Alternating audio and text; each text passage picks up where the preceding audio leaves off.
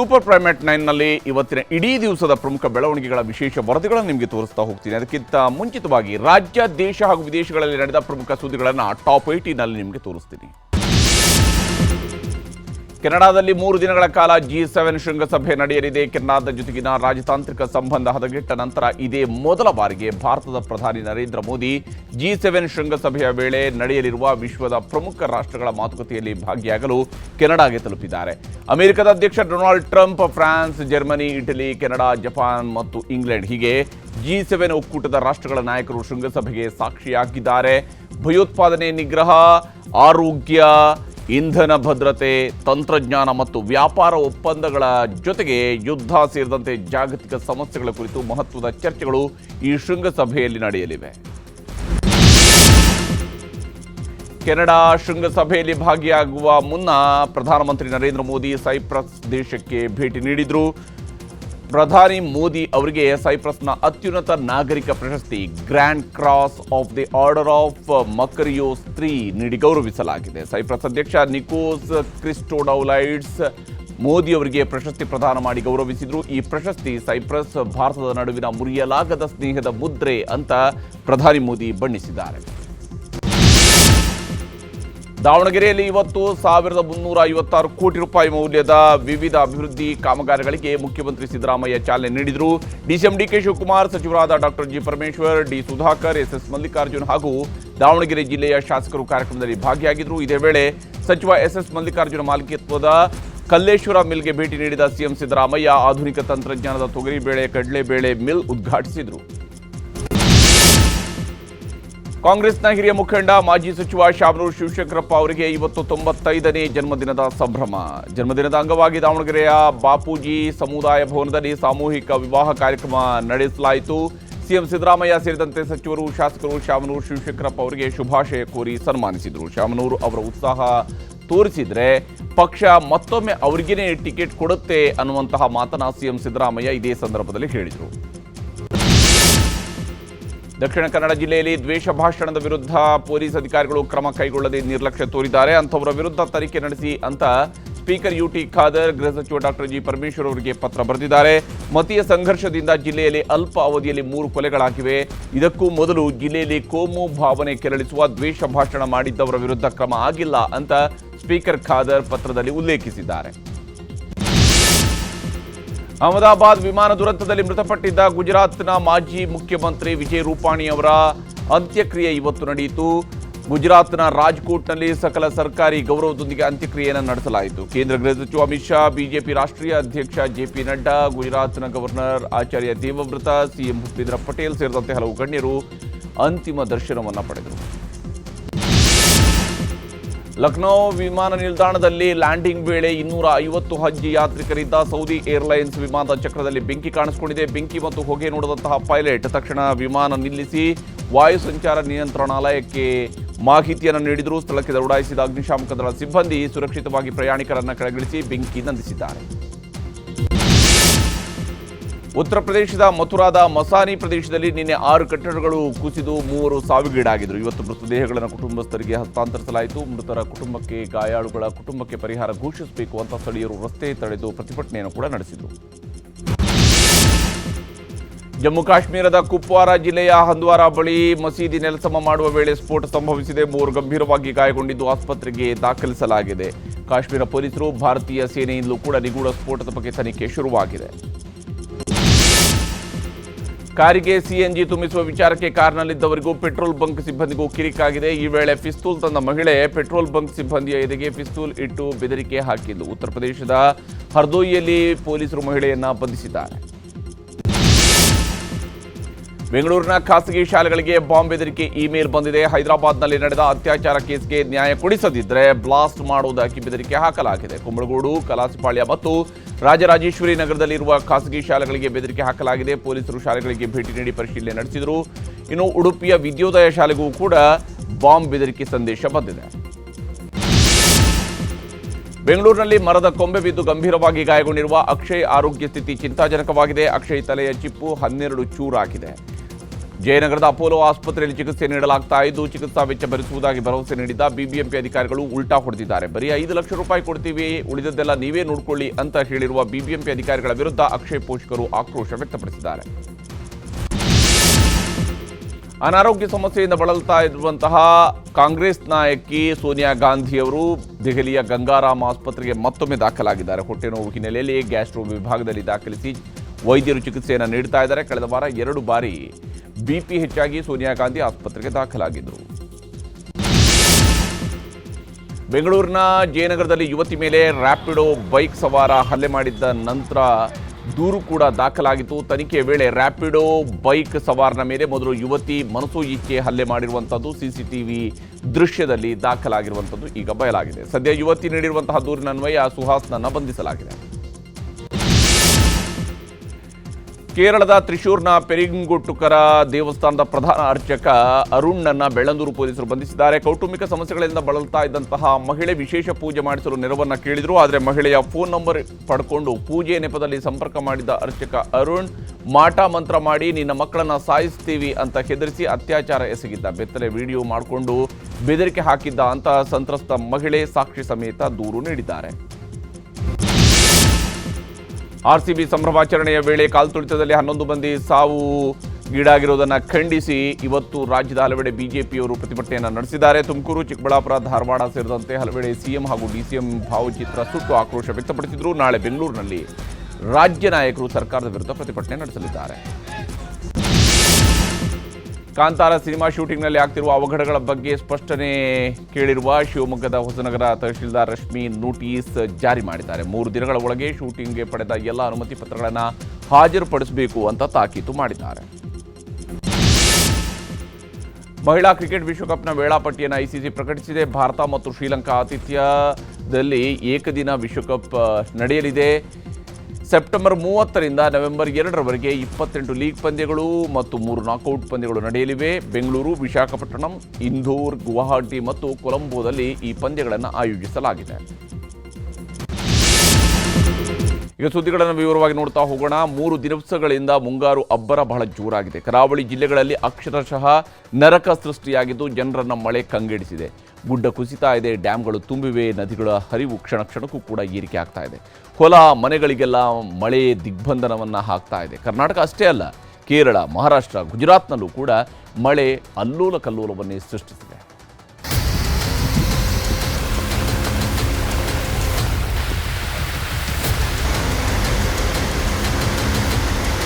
ಮೂರೇ ದಿನದ ಮಳೆಗೆ 3 ಜಿಲ್ಲೆಗಳು ತತ್ತರಿಸಿ ಹೋಗಿವೆ. ದಕ್ಷಿಣ ಕನ್ನಡ, ಉಡುಪಿ, ಉತ್ತರ ಕನ್ನಡದಲ್ಲಿ ಅಕ್ಷರಶಃ ನರಕ ಸೃಷ್ಟಿಯಾಗಿದೆ. ಮನೆಯಿಂದ ಹೊರಗೆ ಕಾಲಿಡುವುದಕ್ಕಾಗ್ತಿಲ್ಲ. ರಸ್ತೆ ಯಾವುದು, ಕೆರೆ ಯಾವುದು ಒಂದೂ ಗೊತ್ತಾಗ್ತಿಲ್ಲ. ಊರೂರೇ ಮುಳುಗೇಳುವುದಕ್ಕೆ ಶುರುವಾಗಿದ್ದು ಮಂಗಳೂರಲ್ಲಂತೂ ಅಲ್ಲೋಲ ಕಲ್ಲೋಲವೇ ಸೃಷ್ಟಿಯಾಗಿದೆ. 3 ದಿನದ ಮಳೆ ಜನರ ಬದುಕನ್ನ ಮೂರಾಬಟ್ಟೆ ಮಾಡಿದೆ. ಈಗ ತಾನೇ ಮಳೆಗಾಲ ಶುರುವಾಗಿದೆ. ಅಷ್ಟರಲ್ಲಾಗಲೇ ಜನರ ಬದುಕು ತೊಯ್ದು ತೊಪ್ಪೆಯಾಗಿದೆ. ಮಂಗಳೂರಿನ ಮರವೂರು ಡ್ಯಾಂನಿಂದ ಅದ್ಯಪಾಡಿಯಲ್ಲಿ ಮತ್ತೆ ಜಲಪ್ರವಾಹ ಸೃಷ್ಟಿಯಾಗಿದೆ. ಅಬ್ಬರಿಸಿ ಬರ್ತಿರೋ ನದಿ ನೀರು ಸಾವಿರಾರು ಎಕರೆ ಕೃಷಿ ಭೂಮಿಯನ್ನ ಆವರಿಸಿದ್ದು 35 ಮನೆಗಳು ಮುಳುಗಡೆಯಾಗಿವೆ. ಗ್ರಾಮಸ್ಥರಿಗೆ ಹೊರಗಿನ ಸಂಪರ್ಕವೇ ಕಟ್ಟಾಗಿದ್ದು 3-4 ದೋಣಿಗಳ ಮೂಲಕ ಸಂಚಾರ ಮಾಡುತ್ತಿದ್ದಾರೆ. ಅಪ್ಪಿತಪ್ಪಿ ನೀರಿನ ಮಟ್ಟ ಇನ್ನಷ್ಟು ಹೆಚ್ಚಾದ್ರೆ ದೋಣಿ ಪ್ರಯಾಣವೂ ಕಷ್ಟಕರವಾಗಲಿದೆ. ಈ ಬಾರಿಯೂ ಅದ್ಯಪ್ಪಾಡಿ ಗ್ರಾಮ ಜಲಾವೃತಗೊಂಡಿರುವಂಥದ್ದು. ನಾನೀಗ ಗ್ರಾಮದೊಳಗೆ ದೋಣಿಯಲ್ಲಿ ಹೋಗ್ತಾ ಇದ್ದೇನೆ. ದೃಶ್ಯಗಳಲ್ಲಿ ಗಮನಿಸ್ತಾ ಇದ್ದೀರಿ, ಮನೆಗಳು ಎಲ್ಲವೂ ಕೂಡ ಈಗ ಮುಳುಗುವ ಭೀತಿಯಲ್ಲಿದೆ. ಕೃಷಿ ಭೂಮಿಗಳು ಸಂಪೂರ್ಣವಾಗಿ ಜಲಾವೃತಗೊಂಡಿರುವಂಥದ್ದು. ಹೀಗೆ ದೋಣಿಯಲ್ಲಿ ಹೋಗ್ತಾ ಇರೋದು ಇದು ನದಿಯ ಮೇಲೆ ಅಲ್ಲ, ಇಲ್ಲಿನ ಜನ ತಮ್ಮ ಜೀವನಕ್ಕೆ ನಂಬಿಕೊಂಡಿರುವಂತಹ ಕೃಷಿ ಭೂಮಿಯ ಮೇಲೆ. ಕಳೆದ 10-12 ವರ್ಷಗಳಿಂದ ಇದೇ ರೀತಿಯ ಪರಿಸ್ಥಿತಿ ಈ ಗ್ರಾಮದ ಜನ ಅನುಭವಿಸಿದ್ದಾರೆ.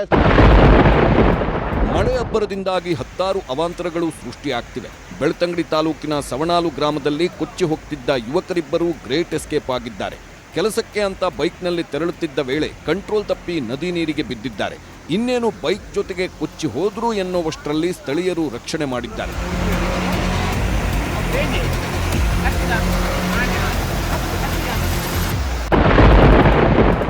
ಬಿಟ್ಟು ಬಿಡದೆ ಸುರಿಯುತ್ತಿರೋ ಮಳೆಯಿಂದಾಗಿ ನೇತ್ರಾವತಿ ನದಿ ಭೋರ್ಗರೆಯುತ್ತಿದೆ. ಧರ್ಮಸ್ಥಳದ ಸ್ನಾನಘಟ್ಟದಲ್ಲಿ ನೀರಿನ ಹರಿವು ಭಾರೀ ಪ್ರಮಾಣದಲ್ಲಿ ಹೆಚ್ಚಳವಾಗಿದ್ದು ದೇವಸ್ಥಾನಕ್ಕೆ ಬರೋ ಭಕ್ತರು ನದಿಗೆ ಇಳಿಯದಂತೆ ಸೂಚನೆ ನೀಡಲಾಗಿದೆ.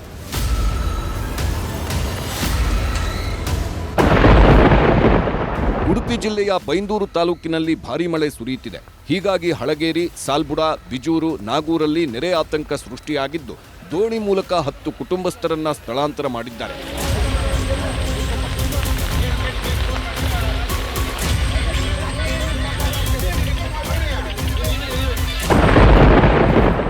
ಉಡುಪಿಯ ಕುಂದಾಪುರದ ಬೈಂದೂರು ಭಾಗದಲ್ಲಿ ಬಿಟ್ಟು ಬಿಡದೆ ಮಳೆ ಸುರಿಯುತ್ತಿದೆ. ಇದರ ಪರಿಣಾಮ ಕಮಲಶಿಲೆ ದೇಗುಲದ ಪ್ರಾಂಗಣಕ್ಕೆ ಮಳೆ ನೀರು ನುಗ್ಗಿದೆ. ಬ್ರಾಹ್ಮಿ ದುರ್ಗಾಪರಮೇಶ್ವರಿ ದೇವಸ್ಥಾನ ನದಿ ತಟದಲ್ಲಿರೋದ್ರಿಂದ ಎಲ್ಲೆಲ್ಲೂ ನೀರು ನುಗ್ಗಿದೆ. ಹಾಗೆಯೇ ಕುಂದಾಪುರ ತಾಲೂಕಿನ ಕೊಲ್ಲೂರು ಮಾರ್ಗದ ಮಾರಣಕಟ್ಟೆ ದೇಗುಲವೂ ಜಲಾವೃತವಾಗಿದೆ.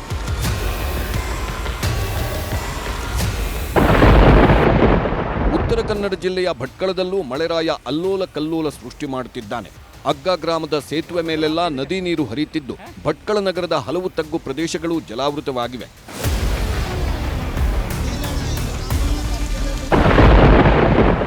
ದಾಂಡೇಲಿಯಲ್ಲೂ ನಿರಂತರ ಮಳೆಯಾಗ್ತಿದ್ದು ಚರಂಡಿಯೆಲ್ಲ ಬ್ಲಾಕ್ ಆಗಿರೋದ್ರಿಂದ ಹಲವು ಮನೆಗಳಿಗೆ ಕೊಳಚೆ ನೀರು ನುಗ್ಗಿದೆ.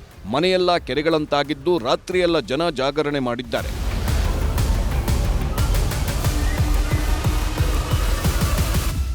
ಮಲೆನಾಡಿನಲ್ಲಿ ಭಾರೀ ಮಳೆಯಾಗ್ತಿರೋದ್ರಿಂದ ತುಂಗಾ ಜಲಾಶಯ ತುಂಬಿ ತುಳುಕ್ತಿದೆ.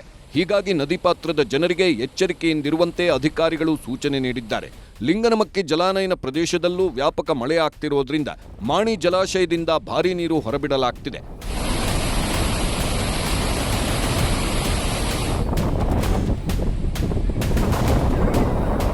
ಕಾಫಿನಾಡು ಚಿಕ್ಕಮಗಳೂರಲ್ಲೂ ಭಾರೀ ಮಳೆಯಾಗ್ತಿದೆ. ಕಳಸ ತಾಲೂಕಿನ ಸುರಮನೆ ಜಲಪಾತದಲ್ಲಿ ಭಾರೀ ಪ್ರಮಾಣದ ನೀರು ಧುಮ್ಮಿಕ್ಕುತ್ತಿದ್ದು ಸ್ವಲ್ಪ ಎಚ್ಚರ ತಪ್ಪಿದ್ರೂ ಅಪಾಯ ಕಟ್ಟಿಟ್ಟ ಬುತ್ತಿ. ಆದರೆ ಜಲಪಾತ ನೋಡುವುದಕ್ಕೆ ಬರೋ ಪ್ರವಾಸಿಗರು ಪ್ರಾಣದ ಹಂಗು ತೊರೆದು ಹುಚ್ಚಾಟ ಆಡುತ್ತಿದ್ದಾರೆ. ಕಲ್ಲು ಬಂಡೆಗಳ ಮೇಲೆ ಕೂತ್ಕೊಂಡು ಫೋಟೋಗೆ ಪೋಸ್ ಕೊಡುತ್ತಿದ್ದಾರೆ.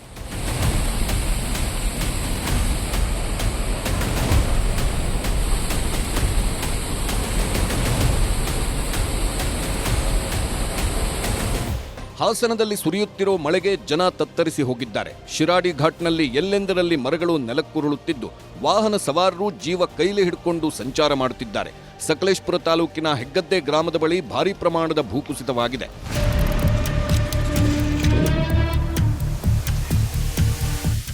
ಹಾವೇರಿ ಜಿಲ್ಲೆಯಲ್ಲೂ ಮಳೆಯಬ್ಬರ ಜೋರಾಗಿದೆ. ಮಲೆನಾಡು ಭಾಗದಲ್ಲಿ ಭಾರೀ ಮಳೆ ಬೀಳುತ್ತಿರೋದ್ರಿಂದ ಹಾವೇರಿ ಜಿಲ್ಲೆಯ ರಟ್ಟಿಹಳ್ಳಿ ತಾಲೂಕಿನ ಮದಗಮಾಸೂರು ಕೆರೆ ಮೈದುಂಬಿ ಹರಿಯುತ್ತಿದೆ.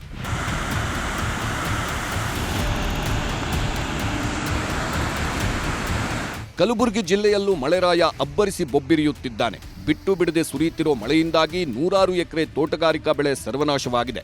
ಬಾಳೆ, ಪಪ್ಪಾಯ, ಟೊಮೆಟೊ, ಬದನೆ ಸೇರಿದಂತೆ 10 ಬೆಳೆಗಳು ಸರ್ವನಾಶವಾಗಿವೆ. ಇನ್ನು ಗದಗ ಜಿಲ್ಲೆಯಲ್ಲಿ ನಿರಂತರವಾಗಿ ಸುರಿಯುತ್ತಿರೋ ಮಳೆಯಿಂದಾಗಿ ಬೆಣ್ಣೆಹಳ್ಳ ಉಕ್ಕಿ ಹರಿಯುತ್ತಿದೆ. ಬೆಣ್ಣೆಹಳ್ಳದ ಪ್ರವಾಹದ ಹೊಡೆತಕ್ಕೆ ಸೇತುವೆಯೇ ಕೊಚ್ಚಿ ಹೋಗಿದ್ದು ಕೂಡಲೇ ದುರಸ್ತಿ ಮಾಡಿಸುವಂತೆ ಗ್ರಾಮಸ್ಥರು ಒತ್ತಾಯಿಸುತ್ತಿದ್ದಾರೆ.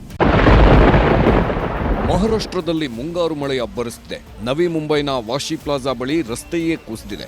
ವಾಣಿಜ್ಯ ಸಂಕೀರ್ಣದಲ್ಲಿ ಭಾರೀ ಮಳೆಯಿಂದಾಗಿ ರಸ್ತೆಯ ಒಂದು ಭಾಗ ಕುಸಿದಿದೆ. ಇದರಿಂದ ಹಲವು ವಾಹನಗಳು ಜಖಂಗೊಂಡಿದೆ.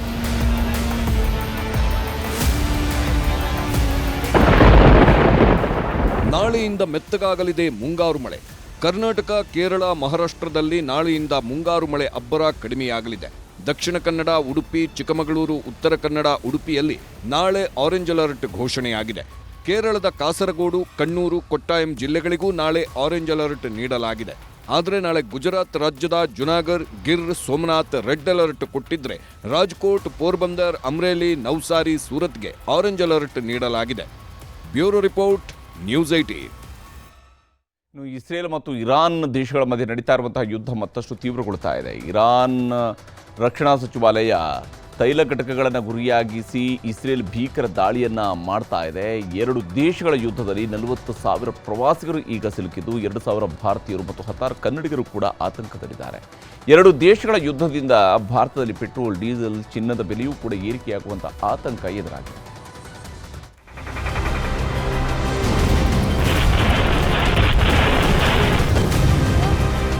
ಇಸ್ರೇಲ್ ಮತ್ತು ಇರಾನ್ ದೇಶಗಳ ನಡುವೆ ಆಗ್ತಿರೋ ಘನಘೋರ ಯುದ್ಧ ಮತ್ತಷ್ಟು ಉಗ್ರ ರೂಪಕ್ಕೆ ಹೋಗಿದೆ. ಇರಾನ್ನ ರಕ್ಷಣಾ ಸಚಿವಾಲಯದ ಕೇಂದ್ರ ಕಚೇರಿ ಹಾಗೂ ಇಂಧನ ಕೈಗಾರಿಕೆಗಳನ್ನು ಗುರಿಯಾಗಿಸಿ ಇಸ್ರೇಲ್ ಕ್ಷಿಪಣಿ ದಾಳಿ ನಡೆಸಿದೆ. ಇಸ್ರೇಲ್ನ ಟೆಲ್ ಅವೀವ್, ಜೆರುಸಲೆಂ ಸೇರಿದಂತೆ ಹಲವು ಪ್ರದೇಶಗಳ ಮೇಲೆ ಕ್ಷಿಪಣಿಗಳ ಸುರಿಮಳೆಯನ್ನೇ ಗೈದಿದೆ ಇರಾನ್. ಜೊತೆಗೆ ಜನವಸತಿ ಪ್ರದೇಶಗಳನ್ನ ಟಾರ್ಗೆಟ್ ಮಾಡಿದ್ದು ದಾಳಿ ನಡೆಸಿದೆ. ತೈಲ ಘಟಕಗಳು ಹೊತ್ತಿ ಉರಿತಿವೆ.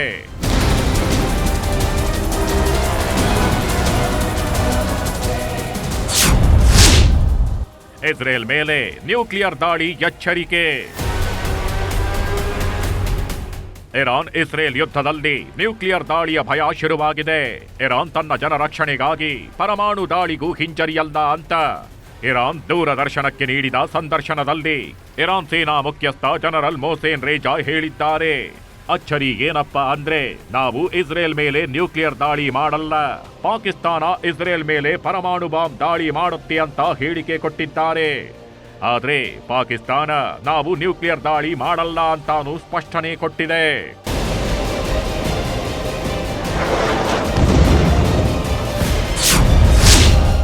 ಇಸ್ರೇಲ್ನಲ್ಲಿ ಸಿಲುಕಿದ ಭಾರತೀಯರು, ಕನ್ನಡಿಗರು.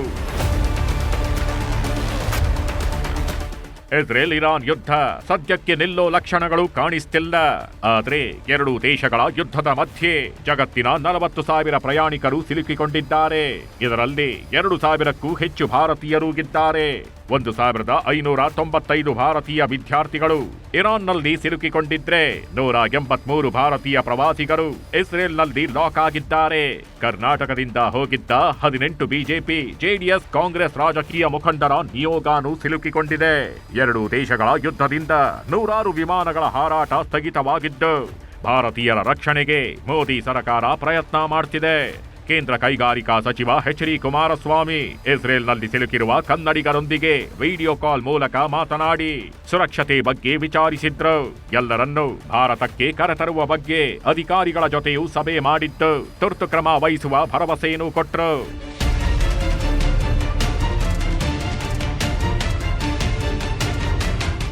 ಇಸ್ರೇಲ್ ಮತ್ತು ಇರಾನ್ ಯುದ್ಧದಿಂದ ಭಾರತದಲ್ಲಿ ಕಚ್ಚಾ ತೈಲಗಳ ಬೆಲೆ ಏರಿಕೆಯ ಭೀತಿ ಶುರುವಾಗಿದೆ. ಇನ್ನೊಂದು ಕಡೆ ಚಿನ್ನದ ಬೆಲೆಯೂ ಗಗನಕ್ಕೆ ಹೋಗಿದೆ. ಯಾಕೆಂದರೆ 80% ಕಚ್ಚಾ ತೈಲ ಇರಾನ್ನಿಂದ ಭಾರತ ಆಮದು ಮಾಡಿಕೊಳ್ತಿದೆ. ಆದ್ರೆ ಯುದ್ಧದಲ್ಲಿ ತೈಲ ಘಟಕಗಳೇ ಹೊತ್ತಿ ಉರಿಯುತ್ತಿವೆ. ಸಾರಿಗೆ ಸಂಪರ್ಕನೂ ಸ್ಥಗಿತವಾಗಿದ್ದು ಕಚ್ಚಾ ತೈಲದ ಜೊತೆಗೆ ಚಿನ್ನದ ಬೆಲೆಯೂ ಏರಿಕೆಯಾಗ್ತಿದೆ. 80% ಭಾರತ ದೇಶ ಕಚ್ಚಾ ತೈಲವನ್ನ ಆಮದು ಮಾಡಿಕೊಳ್ಳುತ್ತೆ. 80% ನೀವು ಕ್ರೂಡ್ ಆಯಿಲ್ ಇಂಪೋರ್ಟ್ ಮಾಡ್ತಾ ಇದ್ದೀರಾ. ಹಾಗೂ ಕೇವಲ ಒಂದೇ ಒಂದು ವಾರದಲ್ಲಿ 10% ಏರಿಕೆಯನ್ನ ಕಚ್ಚಾ ತೈಲದಲ್ಲಿ ನಾವು ಕಾಣ್ತಾ ಇದ್ದೀವಿ. ಯಾವಾಗ ಅಂತಾರಾಷ್ಟ್ರೀಯ ಮಾರುಕಟ್ಟೆಯಲ್ಲಿ ಕಚ್ಚಾ ತೈಲದ ಬೆಲೆಗಳ ಏರಿಕೆ ಆಗುತ್ತೋ ಹಾಗೂ ಯಾವಾಗ ರೂಪಾಯಿನ ಮೌಲ್ಯ ಕುಸಿತ, ಡಾಲರ್ ಬೆಲೆಗಳ ಏರಿಕೆ ಆಗುತ್ತೋ ನಮ್ಮ ದೇಶದಲ್ಲೂ ಪೆಟ್ರೋಲ್, ಡೀಸೆಲ್ ದರಗಳಲ್ಲಿ ಏರಿಕೆ ಆಗುತ್ತೆ. ಹಾಗೂ LPG ಅಥವಾ ನ್ಯಾಚುರಲ್ ಗ್ಯಾಸ್ ಅಂತ ನಾವೇನ್ ಕರೀತೀವಿ, ಅಲ್ಲೂ ಕೂಡ ಬೆಲೆಗಳಲ್ಲಿ ಭಾರಿ ಪ್ರಮಾಣದ ಏರಿಕೆ ಆಗುತ್ತೆ. 10,000 ರೂಪಾಯಿವರೆಗೂ 1 ಗ್ರಾಮ್ಗೆ 24 ಕ್ಯಾರೆಟ್ ಏನು ಆಗಿತ್ತು, ಅದು ಕಳೆದ ಒಂದು 3-4 ದಿವಸಗಳಿಂದ ಮತ್ತೆ 300 ರೂಪಾಯಿವರೆಗೂ ಜಾಸ್ತಿ ಆಗಿದೆ.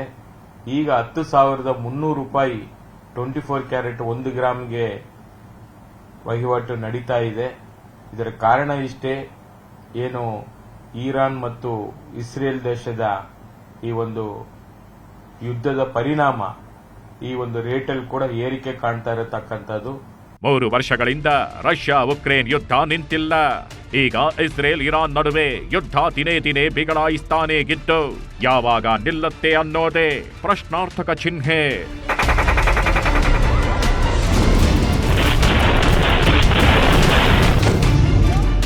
Bureau report, news 18. ಅಹಮದಾಬಾದ್ನಲ್ಲಿ ನಡೆದಂತಹ ವಿಮಾನ ದುರಂತ ಮತ್ತು ಅದರಲ್ಲಿ ಆಗಿರುವಂತಹ ಸಾವುಗಳು ಇಡೀ ದೇಶವನ್ನೆಲ್ಲ, ಇಡೀ ವಿಶ್ವವನ್ನೇ ಬೆಚ್ಚಿ ಬೀಳಿಸುವಂಥದ್ದು. ಈಗಾಗಲೇ ಈ ದುರಂತಕ್ಕೆ ಕಾರಣಗಳು ಏನು ಅನ್ನೋದರ ಬಗ್ಗೆ ತನಿಖೆ ಒಂದು ಕಡೆಯಲ್ಲಿ ಸಾಗ್ತಾ ಇದ್ದರೆ, ಮತ್ತೊಂದು ಕಡೆ ಅಹಮದಾಬಾದ್ ವಿಮಾನ ದುರಂತದಲ್ಲಿ ಮೃತಪಟ್ಟವರಿಗೆ ಇನ್ನೂ ಕೂಡ ಅಂತ್ಯ ಸಂಸ್ಕಾರದ ಭಾಗ್ಯ ಕೂಡ ಸಿಗ್ತಾ ಇಲ್ಲ. ಯಾಕೆಂದರೆ 5 ದಿವಸಗಳಿಂದ ಶವಗಳ ಗುರುತು ಪತ್ತೆ ಹಚ್ಚುವಂತಹ ಕೆಲಸ ನಡೀತಾನೆ ಇದೆ. 270 ಶವಗಳ ಪೈಕಿ ಇಲ್ಲಿವರೆಗೆ 80 ಶವಗಳಿಗೆ ಮಾತ್ರ ಮುಕ್ತಿ ಸಿಕ್ಕಿದೆ. 190ಕ್ಕೂ ಹೆಚ್ಚು ಶವಗಳಿಗಾಗಿ ಕುಟುಂಬಸ್ಥರು ಕಾಯ್ತಾ ಕೂತಿದ್ದಾರೆ.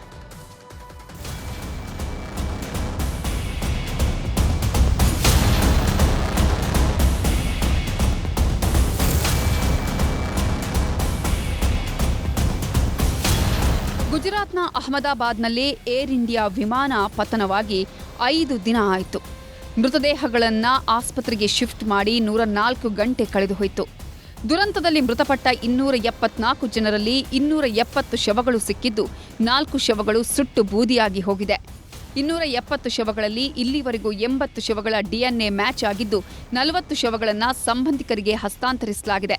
ಉಳಿದ ಪ್ರಯಾಣಿಕರ ಮೃತದೇಹಗಳನ್ನು ಗುರುತು ಪತ್ತೆ ಮಾಡೋಕೆ ಸಾಧ್ಯವಾಗಿಲ್ಲ. ಶವಗಳ DNA ಪರೀಕ್ಷೆ ನಡೆಸುವುದು ಸಿವಿಲ್ ಆಸ್ಪತ್ರೆಯ ವೈದ್ಯರು ಮತ್ತು ಸಿಬ್ಬಂದಿಗೆ ದೊಡ್ಡ ಸವಾಲಾಗಿದೆ. ಬಹುತೇಕ ಶವಗಳು ಸಂಪೂರ್ಣವಾಗಿ ಸುಟ್ಟು ಕರಕಲಾಗಿವೆ. ಅದೆಷ್ಟೋ ಶವಗಳ ರುಂಡ ಮುಂಡ ಕೈಕಾಲುಗಳು ಬೇರೆ ಬೇರೆಯಾಗಿವೆ. ಮಡಿದವರ ಸಂಬಂಧಿಕರು ಸಿವಿಲ್ ಆಸ್ಪತ್ರೆಗೆ ಬಂದು DNA ಸ್ಯಾಂಪಲ್ಗಳನ್ನು ಕೊಟ್ಟು 104 ಗಂಟೆಗಳಿಂದ ಶವಗಳಿಗಾಗಿ ಕಾಯ್ತಿದ್ದಾರೆ. ಹೇಗೆ ನಡೀತಿದೆ ಗೊತ್ತಾ ಶವಗಳ DNA ಪರೀಕ್ಷೆ? ಏರ್ ಇಂಡಿಯಾ ವಿಮಾನ ನೆಲಕ್ಕಪ್ಪಳಿಸಿ ಸ್ಫೋಟವಾದ ತೀವ್ರತೆಗೆ ಶವಗಳೆಲ್ಲ ಸುಟ್ಟು ಕರಕಲಾಗಿದ್ದು, ಒಂದು ಶವದ ಗುರುತು ಪತ್ತೆ ಹಚ್ಚಲು ಒಟ್ಟು 100 ಹಂತದಲ್ಲಿ ಲ್ಯಾಬ್ ಟೆಸ್ಟಿಂಗ್ಗಳಾಗ್ತಿದೆ. ಇದರಲ್ಲಿ 4 ಹಂತದ DNA ಟೆಸ್ಟಿಂಗ್ಗಳು ಅತಿ ಮುಖ್ಯವಾದದ್ದು. DNA test 1, isolation lab test. DNA test 2, quantification lab test. DNA test 3, PCR lab test. DNA test 4, sequencing lab test. 1ನೇ ಹಂತದಲ್ಲಿ ಈ ಐಸೋಲೇಷನ್ ಲ್ಯಾಬ್ನಲ್ಲಿ ಮರಣೋತ್ತರ ಪರೀಕ್ಷೆ ವರದಿ ಆಧರಿಸಿ ದೇಹದ ಅಂಗಾಂಗಗಳನ್ನು ಅಂದರೆ ಸುಟ್ಟು ಕರಕಲಾಗಿರುವ ಮೂಳೆಗಳು, ಹಲ್ಲು, ಮಾಂಸದ ಸ್ಯಾಂಪಲ್ಗಳನ್ನು ಹೊಂದಾಣಿಕೆ ಮಾಡಲಾಗ್ತಿದೆ. ಕ್ವಾಂಟಿಫಿಕೇಷನ್ ಲ್ಯಾಬ್ನಲ್ಲಿ DNA ಸ್ಯಾಂಪಲ್ಗಳನ್ನು 2ನೇ ಹಂತದಲ್ಲಿ ಪರೀಕ್ಷೆ ನಡೆಸಲಾಗುತ್ತೆ. ಮೂಳೆಗಳ ಒಳಗಿರುವ ನೀರಿನಾಂಶಗಳನ್ನು RT-PCR ಟೆಸ್ಟ್ ಮೂಲಕ ತಾಳೆ ಮಾಡಲಾಗುತ್ತೆ. Polymerase chain reaction test. ಮೃತದೇಹದ DNA ಮಾದರಿ, ಸಂಬಂಧಿಕರ DNA ಮಾದರಿ ಹೊಂದಾಣಿಕೆ ಮಾಡುವ ಕೆಲಸ ಇಲ್ಲಿ ನಡೆಯುತ್ತೆ. ಜೆನೆಟಿಕ್ ಅನಾಲೈಸರ್ ಅರ್ಥಾತ್ ಸೀಕ್ವೆನ್ಸಿಂಗ್ ಲ್ಯಾಬ್. ಇಲ್ಲಿ ಎಲ್ಲಾ ರೀತಿಯ DNA ಟೆಸ್ಟಿಂಗ್ ಮ್ಯಾಚ್ ಆಗಿದೆಯಾ ಇಲ್ವಾ ಅಂತ ಅಂತಿಮ ವರದಿ ಸಲ್ಲಿಸುವ ಪ್ರಕ್ರಿಯೆ ನಡೆಸಿ ವರದಿ ನೀಡಲಾಗುತ್ತೆ. ಇದಕ್ಕಂತಾನೆ ಆಧುನಿಕ ತಂತ್ರಜ್ಞಾನದ ಯಂತ್ರಗಳನ್ನು ಬಳಸಲಾಗ್ತಿದೆ.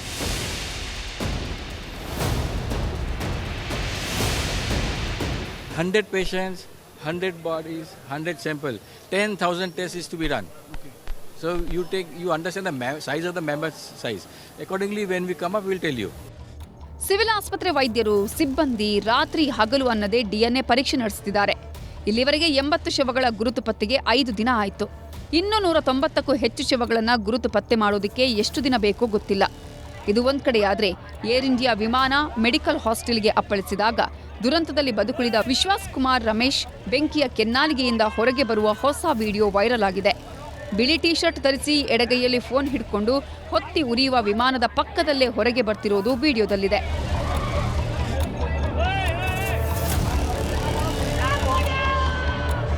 ಇನ್ನು ಏರ್ ಇಂಡಿಯಾ ವಿಮಾನ ಪತನಕ್ಕೆ ಕಾರಣ ಏನು ಅಂತ ಇನ್ನೂ ಗೊತ್ತಾಗ್ತಿಲ್ಲ. ಇಲ್ಲಿವರೆಗೂ 9 ತನಿಖಾ ಸಂಸ್ಥೆಗಳು ಮತ್ತು ಕೇಂದ್ರ ಸರ್ಕಾರದ ನಿಯೋಗ ತನಿಖೆ ನಡೆಸುತ್ತಿದೆ. ಇವತ್ತು ಬೋಯಿಂಗ್ ಸಂಸ್ಥೆಯ ಪರಿಣಿತರು AAIB ಅಂದರೆ ಏರ್ಕ್ರಾಫ್ಟ್ ಆಕ್ಸಿಡೆಂಟ್ ತನಿಖಾ ಬ್ಯೂರೋದವರು ತನಿಖೆಯನ್ನ ಮುಂದುವರೆಸಿದ್ದಾರೆ. Bureau report, news 18. ಕೇಂದ್ರ ಸರ್ಕಾರ ಸಾರ್ವತ್ರಿಕ ಜನಗಣತಿಯನ್ನು ನಡೆಸೋದಕ್ಕೆ ದಿನಾಂಕವನ್ನು ನಿಗದಿ ಮಾಡಿ ಅಧಿಸೂಚನೆಯನ್ನು ಹೊರಡಿಸಿದೆ. ಅಕ್ಟೋಬರ್ 2026ರಿಂದ ಮೊದಲ ಹಂತದಲ್ಲಿ ಜನಗಣತಿ ಆರಂಭ ಆಗೋದಕ್ಕಿದೆ ಮತ್ತು ನಂತರ ಮಾರ್ಚ್ 2027ರಲ್ಲಿ ಇಡೀ ದೇಶದ ಉದ್ದಗಲಕ್ಕೂ ಕೂಡ ಜನಗಣತಿ ನಡೆಯಲಿದೆ. ಈ ಬಾರಿ ಜನಗಣತಿಯ ಜೊತೆಗೆ ಜಾತಿ ಗಣತಿಯು ಕೂಡ ನಡೀತಾ ಇರುವಂಥದ್ದು ವಿಶೇಷ. ಕೇಂದ್ರ ಸರ್ಕಾರ ಒಟ್ಟು 34 ಲಕ್ಷ ಗಣತಿದಾರರನ್ನು ಇದಕ್ಕಾಗಿ ಆಯ್ಕೆ ಮಾಡಿಕೊಳ್ಳೋದಕ್ಕೆ ನಿರ್ಧರಿಸಿದೆ. ಕೇಂದ್ರ ಸರ್ಕಾರದ ಜನಗಣತಿ ಯಾವ ಸ್ವರೂಪದಲ್ಲಿ ಸಾಗುತ್ತೆ ಅನ್ನೋದನ್ನು ಕೂಡ ನಿಮಗೆ ಹೇಳ್ತೀನಿ. ಹಾಗೆಯೇ ಕರ್ನಾಟಕದಲ್ಲೂ ಕೂಡ ಈಗ ಜಾತಿ ಸಮೀಕ್ಷೆಯನ್ನು ಮತ್ತೊಮ್ಮೆ ಮಾಡೋದಕ್ಕೆ ಆದಷ್ಟು ಬೇಗ ಅದನ್ನು ಮಾಡಿ ಮುಗಿಸ್ತೀವಿ ಅಂತೇಳಿ ಮುಖ್ಯಮಂತ್ರಿ ಸಿದ್ದರಾಮಯ್ಯನವರು ಹೇಳಿದ್ದಾರೆ.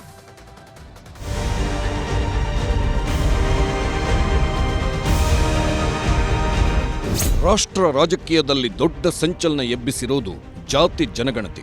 ಕಾಂಗ್ರೆಸ್ನ ರಾಹುಲ್ ಗಾಂಧಿ, ಮಲ್ಲಿಕಾರ್ಜುನ್ ಖರ್ಗೆ ಲೋಕಸಭೆ ಚುನಾವಣೆ ಹೊತ್ತಲ್ಲಿ ಪದೇ ಪದೇ ಜಾತಿ ಜನಗಣತಿ ವಿಷಯವನ್ನೇ ಪ್ರಸ್ತಾಪ ಮಾಡುತ್ತಿದ್ರು. ಕೊನೆಗೆ ಪ್ರಧಾನಿ ಮೋದಿ ನೇತೃತ್ವದ NDA ಸರ್ಕಾರ ಮೇ 2, 2025ರಂದು ಸಂಪುಟ ಸಭೆ ನಡೆಸಿ ಜಾತಿ ಗಣತಿ ಜೊತೆಗೆ ಜನಗಣತಿಯನ್ನು ಮಾಡುವುದಾಗಿ ಘೋಷಿಸಿತ್ತು. ಈಗ ಕೇಂದ್ರ ಸರ್ಕಾರ ದೇಶದ 16ನೇ ಜನಗಣತಿ ನಡೆಸಲು ಗೆಜೆಟ್ ನೋಟಿಫಿಕೇಶನ್ ಹೊರಡಿಸಿದ್ದು ದಿನಾಂಕವನ್ನು ನಿಗದಿ ಮಾಡಿದೆ. ದೇಶದಲ್ಲಿ ಒಟ್ಟು 2 ಹಂತದಲ್ಲಿ ಜಾತಿ ಜನಗಣತಿ ನಡೆಸಲು ಆದೇಶಿಸಲಾಗಿದೆ. ಕೇಂದ್ರ ಸರ್ಕಾರವು 2026ರ ಅಕ್ಟೋಬರ್ 1ರಿಂದ 1ನೇ ಹಂತದ ಜನಗಣತಿ ಶುರು ಮಾಡಲಿದೆ. 2ನೇ ಹಂತ 2027ರ ಮಾರ್ಚ್ 1ರಂದು ದೇಶದ ಉಳಿದ ಭಾಗಗಳಲ್ಲಿ ನಡೆಯಲಿದೆ.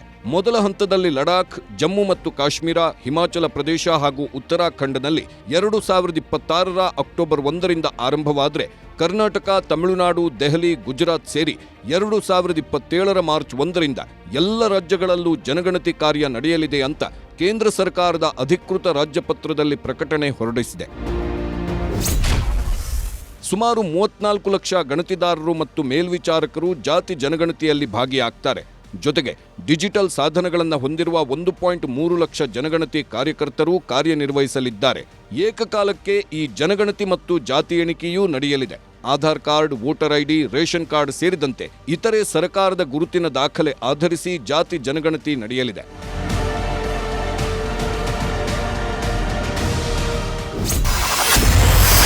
ಕರ್ನಾಟಕದಲ್ಲೂ ಪ್ರತ್ಯೇಕ ಜಾತಿ ಜನಗಣತಿ ಶುರು.